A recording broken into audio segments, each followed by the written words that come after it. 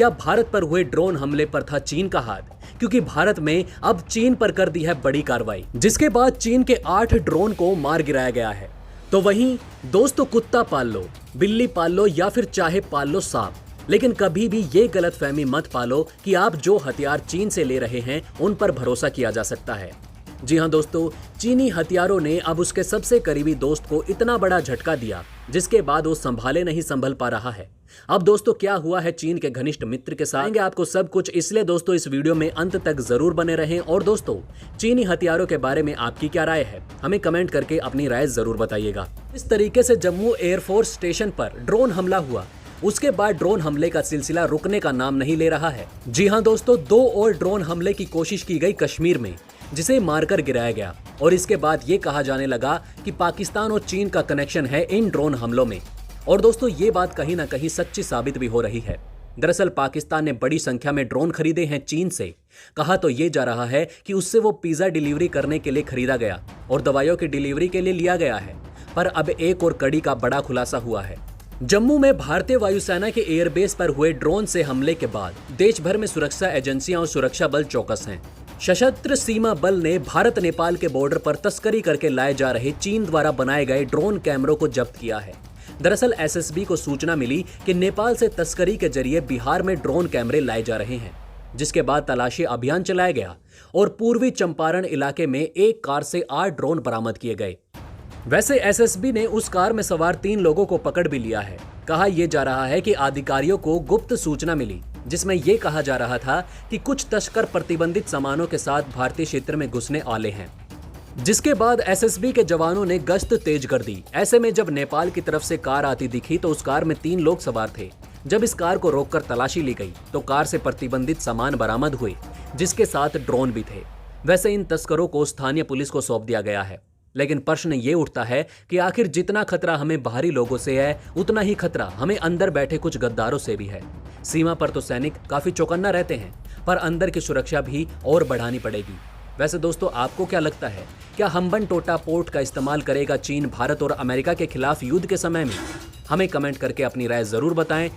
वहीं दोस्तों, पाकिस्तान ने चीन के ऊपर बहुत तगड़ा भरोसा किया और आज उनके पैसे भी डूब चुके हैं और 80% उनके मिसाइल हैं जो पाकिस्तान ऑक्यूपाइड कश्मीर में तैनात थी, वो भी सिर्फ टीन का डब्बा बनकर रह चुके हैं। जी हां दोस्तों, पाकिस्तान इस समय थर थर कांप रहा है, क्योंकि हाल ही में उसकी तरफ से भारत पर ड्रोन अटैक किया गया था और इस वजह से पाकिस्तान को लग रहा है कि भारत इस बार कोई सर्जिकल स्ट्राइक नहीं, बल्कि भारत इस बार तो सीधा पीओके को कब्जाने वाला है, क्योंकि उसकी जो फर्स्ट लाइन ऑफ डिफेंस है पाकिस्तान ऑक्यूपाइड कश्मीर की, और उसके पीछे की सारी खराब हो चुकी है, ठप पड़ चुकी है। और दोस्तों, ये बात कोई भारतीय मीडिया नहीं, बल्कि खुद पाकिस्तान की मीडिया ये बात कबूल चुकी है। पाकिस्तान के एक्सपर्ट्स ने कहा कि वो लोग जो पाकिस्तान से जुड़े हुए हैं वो इसके बारे में पाकिस्तान में बयान दे रहे हैं। जी हां दोस्तों, आपको बता दें कि बात सन 2015 की है। उस समय भारत और रूस के बीच S-400 डिफेंस को लेकर बातचीत चल रही थी। दुनिया का नंबर 1 एयर डिफेंस सिस्टम था और इससे पाकिस्तान को दिक्कत होने वाली थी। इसलिए पाकिस्तान ने दुनिया भर में हाथ पैर मारने शुरू कर दिए। सबसे पहले वो अमेरिका के पास गया, उनसे कहा कि आप हमें पैट्रियोट या फिर थार सिस्टम दे दीजिए ताकि हम भारत के S-400 को काउंटर कर सकें, लेकिन अमेरिका ने मना कर दिया। फिर वो रूस के पास भी गया और उससे पैंथासीर या फिर S-400 दे दीजिए ऐसी मांग की, लेकिन रूस ने भी इससे मना कर दिया। और फिर पाकिस्तान के पास लास्ट ऑप्शन बचा था चीन। चीन के पास उस समय सबसे बेहतरीन सिस्टम था लोमार्ड, और दोस्तों ये डिफेंस सिस्टम चीन ने रूस के ही एक एयर डिफेंस सिस्टम को अपग्रेड करके बनाया था और पाकिस्तान के पास कोई ऑप्शन नहीं था। ऐसे में चीन ने फायदा भी खूब उठाया और तकरीबन 3,500 करोड़ में उसने ये सिस्टम पाकिस्तान को बेचा, जो काफी ज्यादा महंगा था। और दोस्तों, अगर इसकी रेंज की बात करें तो खुद चीन के ऑफिशियल ने यह कहा था कि इसकी रेंज सिर्फ 40 किलोमीटर है, जबकि दोस्तों अगर बात करें S-400 की रेंज की तो इसकी ट्रैकिंग रेंज 600 किलोमीटर और शूट डाउन रेंज 400 किलोमीटर है। तो दोस्तों, आप इसी से सोच सकते हैं कि इस लोमार्ड सिस्टम से ऑफिशियली 10 गुना ज्यादा ताकतवर है S-400। लेकिन पाकिस्तान उस समय सिर्फ अपनी जनता को संतुष्ट करना चाहता था, तो उसने ये दिखावा किया कि हम भारत को टक्कर दे रहे हैं। इसलिए बहुत ही गाजे बाजे के साथ पाकिस्तान में एंट्री हुई लोमार्ड सिस्टम की, लेकिन 1 साल के अंदर ही इसकी भद पिट गई। खुद पाकिस्तानी मीडिया और पाकिस्तानी एक्सपर्ट्स ने यह कहना शुरू कर दिया कि इसकी रेंज तो 10-15 किलोमीटर ही है। और तो और ये डिफेंस सिस्टम 10 किलोमीटर की रेंज में किसी लड़ाकू विमान को ट्रैक भी नहीं कर सकता। शूट डाउन करने की बात तो दूर की है। और ये पाकिस्तान के लिए एक बहुत बड़ा फेलियर था, लेकिन उनके पास और कोई चारा नहीं था। 3500 करोड़ खर्च किए थे उन्होंने इस सिस्टम पर। और दूसरी बात यह थी कि उनके पास एक्स्ट्रा पैसा भी नहीं था कि वो कहीं और से कुछ और सिस्टम खरीद सके। और दोस्तों, अगर पैसा होता भी तो उन्हें कोई देश देने को तैयार नहीं था। ना ही रूस उन्हें ये सिस्टम देना चाहता था, और ना ही अमेरिका, और ना ही कोई यूरोपियन देश। ऐसे में उसने लोमार्ड को ही तैनात कर दिया पीओके में, जब भारत ने बालाकोट एयर स्ट्राइक की उसके बाद। लेकिन दोस्तों, हुआ ये कि अब पिछले 5 सालों में इसमें छोटी मोटी दिक्कतें आ रही थी, जिसके बाद चीनी टेक्नीशियन आते थे और इसकी दिक्कत दूर करके चले जाते थे। पर अब दोस्तों, खबर ये आ रही है कि चीन का जो लोमार्ड एयर डिफेंस सिस्टम है वो पूरे तरीके से ठप पड़ चुका है। और मिसाइलों का तो ये हाल हो गया है कि वो बिल्कुल सिर्फ टीन का डब्बा बनकर रह चुकी हैं। चीन और पाकिस्तान के टेक्नीशियनों को कुछ भी आइडिया नहीं है कि अचानक ये सिस्टम ठप कैसे पड़ गया। जी हाँ दोस्तों, एक तो कंगाली और ऊपर से आटा गीला। कुछ तो ये रुक रुक कर चल रहे थे और अब बिल्कुल ठप पड़ चुके हैं। और ये पाकिस्तान के लिए एक बहुत बड़ा संकट की बात है, क्योंकि पाकिस्तान का फर्स्ट लाइन ऑफ डिफेंस बिल्कुल खराब हो चुका है। अगर भारत हमला करता है तो यही एयर डिफेंस उसके पास थे जो उसकी आखिरी उम्मीद थे। हालांकि पाकिस्तान के पास रडार हैं, लेकिन दोस्तों आपको बता दें कि रडार सिर्फ और सिर्फ डिटेक्ट करते हैं, वो मारकर गिरा नहीं सकते। और लड़ाकू विमानों को मार गिराने के लिए पाकिस्तान के पास यही एयर डिफेंस सिस्टम था। ऐसे में इसका ऑप्शन तो पाकिस्तान की नोटबुक से बाहर चला जा चुका है। ऐसे में दोस्तों आप कहेंगे कि पाकिस्तान के पास तो लड़ाकू विमान भी मौजूद हैं, उनसे भी तो दूसरे विमानों को मार गिराया जा सकता है।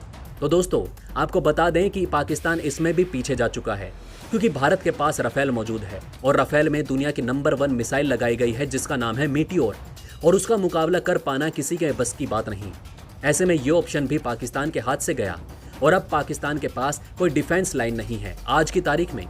हालांकि दोस्तों आप ये कहेंगे कि ये तो भारत के पास बहुत अच्छा मौका है कि भारत पीओके कब जा सकता है, लेकिन दोस्तों एक्सपर्ट का ये मानना है कि अगर भारत को ऐसा कुछ करना है तो इस साल के अंत तक रुक जाए, क्योंकि अगर पाकिस्तान का ये एयर डिफेंस सिस्टम दोबारा खैर चालू होने से तो रहा और पाकिस्तान दोबारा चीन से खरीदेगा और उसकी डिलीवर होने में कम से कम 1.5 से 2 साल लगेंगे। लेकिन दोस्तों ऐसे में भारत के पास बहुत ही अच्छा मौका आ जाएगा, क्योंकि इस साल के अंत तक भारत और भी मजबूत हो जाएगा और हमारे पास S-400 आ जाएगा, XRSM तैयार हो जाएगा, भारत का जो BMD सिस्टम है वो भी एक्टिव हो जाएगा। तो ऐसे में अगर युद्ध के समय पाकिस्तान के पास जो 2-4 मिसाइलें बची हैं, अगर वो उन्हें परमाणु करके भारत पर दाग भी दे तो भारत उन्हें पाकिस्तान में उड़ते ही मार गिराएगा। ऐसे में भारत पर परमाणु हमले की जो संभावना है वो भी खत्म हो जाएगी। और दोस्तों ये भारत इस साल के अंत तक और भी ज्यादा ताकतवर हो जाएगा। ऐसे में दोस्तों आप भी जानते हैं कि युद्ध में खर्चा भी होता है और फिलहाल भारत की इकोनॉमी पहले से ही कुछ कम पर है और इस साल के अंत तक ये दोबारा ट्रैक पर आ जाएगी, जिसके बाद हम जो युद्ध है उसका खर्चा भी आसानी से उठा सकेंगे। वहीं पाकिस्तान के लिए ये बहुत बड़ा सरदर्द है, क्योंकि पाकिस्तान के पास अब ना कोई डिफेंस लाइन है और ना ही कोई अटैक लाइन बची है। ऐसे में भारत के सामने वो बिल्कुल कमजोर हो चुका है। हालांकि दोस्तों इस पर आपका क्या कहना है हमें कमेंट करके अपनी राय जरूर बताएं। इसी के साथ मैं मिलता हूं आपसे ऐसे ही किसी अगली वीडियो में, तब तक के लिए हमारे चैनल पर बने रहें। धन्यवाद।